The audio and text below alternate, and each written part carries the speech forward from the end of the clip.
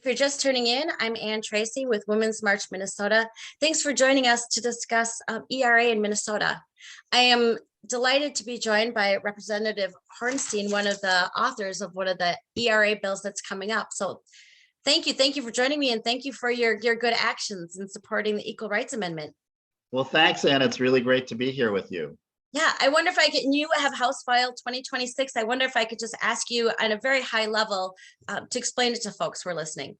Sure. Well, in the legislature, we have bills that are bills for new laws in Minnesota or updating laws. This is a particular kind of bill that's a little unusual. It's a bill that puts Minnesota on record to tell Congress to pass the ERA. I mean, that's in one sentence, that's really what it is. The House of Representatives has taken the appropriate action really to extend out the time so that more states can pass it. That's really what this is about. And now the actual bill that you're describing is to make sure that the Senate does the same thing. So really, this is just to get the legislature of Minnesota on record to our congressional delegation and the whole country that we want the ERA passed, and we want it passed now. Right. We want in the U.S. Constitution. Correct. Right. So the issue is that there's the clock is kind of running out here on our ability to do it constitutionally. So we need to get an extension from so Congress has the power to do that. Nice. So that's really what this is about. Great. And we had earlier this hour, we had Suzann Willhite from ERA Minnesota talk a little bit about that too. So I think for folks who've been listening for the whole hour, they'll have a better understanding. But again, it's important. I think so many people think that the ERA is already part of the U.S. and the Minnesota Constitution, and it's not. No. And they feel that way justifiably because it's been around since the 70s. And, there was a lot of momentum at that time. And it's incredible that here we are sitting in 2022 and we don't have an equal rights amendment. So this is really, really critical, and it's really, really urgent. Well, and I recognize that as a legislator, there are 1,000 things that you could be doing. There are 1,000 directions that you could be going. I think this is important, but I'm wondering if there's any special passion that brings you to work on equal rights amendment. Well, sure. I mean, I have a passion for social justice and a passion for equity. And, and I do think that comes a lot from my family and what I observe. I'm a child of Holocaust survivors, for example. So I grew up in a household where, justice was really just in the air, but also I would credit my passion for this issue. My mother was one of the first women to practice pediatrics in the city of Cincinnati, Ohio.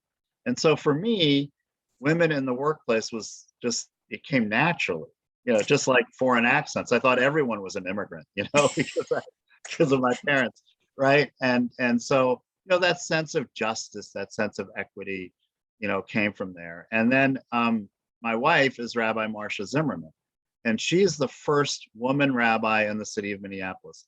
Amazing to me that it wasn't until 1988 that we had a woman rabbi practicing in the city of Minneapolis. There were others in St. Paul and certainly around the country. The first woman was ordained in our reform movement in 1972, but it wasn't until 88. So again, now she's the senior rabbi at our synagogue. And I've been told that that this is the largest congregation in the world headed by a woman. So I'm very proud of that. So I have that tradition. And now my daughters I have three kids, 2 daughters, and they're all, carrying on in that tradition. Our oldest is a rabbi and very involved in social justice issues. And then our middle daughter is a teacher in the Minneapolis public schools. And so again, just carrying on that tradition of women, in the workplace. Right. And it's great to hear how strong women you have around you, but it does kind of get to how do you think passing the ERA will make it easier for more women to find themselves in positions like that? Well, it's a matter of justice. It's a matter of equality. And so, it sends a message to everybody that, we're not going to have a glass ceiling. We're going to have pay equity. That this is just, I think, second nature. And treating people with the humanity and dignity that they deserve. As I said, thank you so much for your work on this. I think codifying it will just cement our rights even more. So That's such a good point, Ann, because it sends it's the codification that's important, but it's the act of sending a message that we're going to be treating people with dignity and equality. and that's a message we can all Gender get equity behind. is still an issue, and it shouldn't be in 2022, but it is, and I feel strongly about being a male ally to this movement, and talking to other men about it is extremely important. It is extremely important, and it's something I as a woman I can't do.